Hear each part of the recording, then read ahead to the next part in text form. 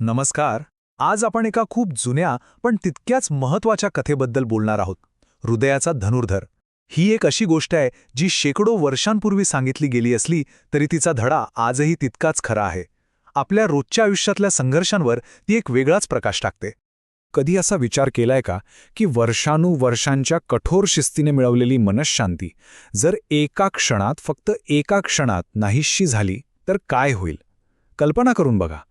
ही गोष्ट बरोबर याच प्रश्नाच्या मुळाशी जाते आणि आपल्याला एका अशा सत्यापर्यंत घेऊन जाते ज्याचा आपण विचारही केला नसेल. तर आपली गोष्ट सुरू होते श्रावस्तीमध्ये राहणाऱ्या एका तरुण उमरावापासून. त्याने काय केलं तर सगळी सुख, सगळा ऐशोआराम सोडून दिला आणि भिक्षू बनण्याचा मार्ग स्वीकारला. आपलं संपूर्ण आयुष्य धम्मासाठी समर्पित केलं. पण मग एका अगदी साध्या घटनेने सगळं काही बदलून गेलं.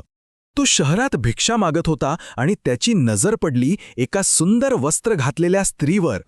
आणि बस त्याच क्षणी त्याच्या मनात वासनेची आग पेटली. तो इतका निराश झाला की त्याला पुन्हा त्या सांसारिक जीवनात परतावंसं वाटू लागलं.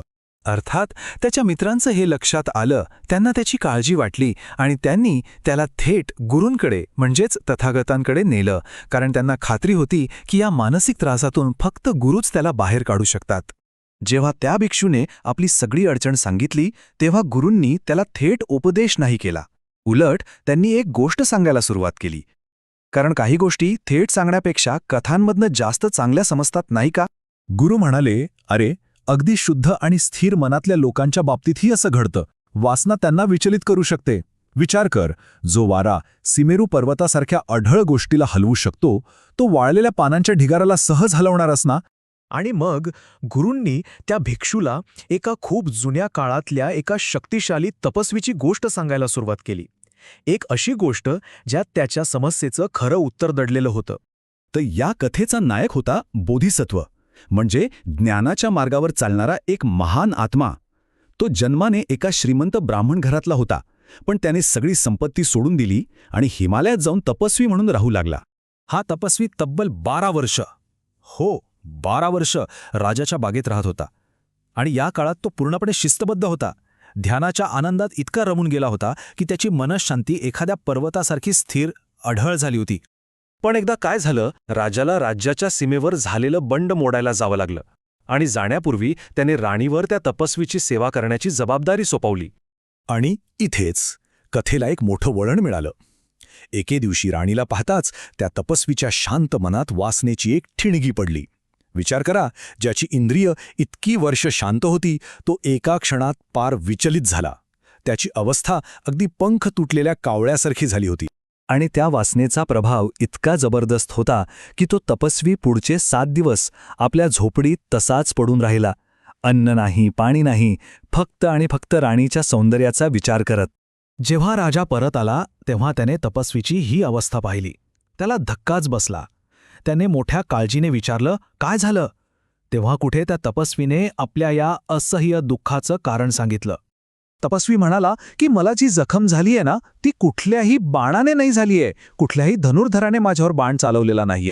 तो पुढे म्हणाला, ही जखम माझ्याच मनाने, माझ्याच हृदयाने दिलीये. हे तेच मन आहे जे एकेकाळी माझ्या ताब्यात होतं, माझ्या नियंत्रणात होतं, पण आता तेच इच्छेच्या आहारी जाऊन माझ्या जीवावर उठलंय. यातून एक खूप मोठं सत्य समोर येतं. सर्वात मोठी वेदना ही बाहेरून नाही तर आतून येते. तपस्वीने हेच कबूल केलं की त्याच्या दुःखाचं कारण दुसरं तिसरं काही नसून त्याच्या स्वतःच्याच हृदयाची मूर्खता आहे. तर मुद्दा हा आहे की ही गोष्ट फक्त त्या तपस्वीची नाहीये. ही गोष्ट त्या मूळ भिक्षूची पण आहे, जो स्वतःच्याच इच्छेने, स्वतःच्याच मनाने हैराण झाला होता. तर मग हा हृदयाचं धनुर्धर आहे तरी कोण?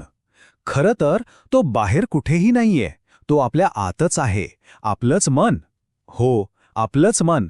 जेव्हा ते इच्छेच्या आहारी जातं तेव्हा ते स्वतःवरच हल्ला करतं आणि अशा जखमा देतं ज्या सगळ्यात खोलवर असतात.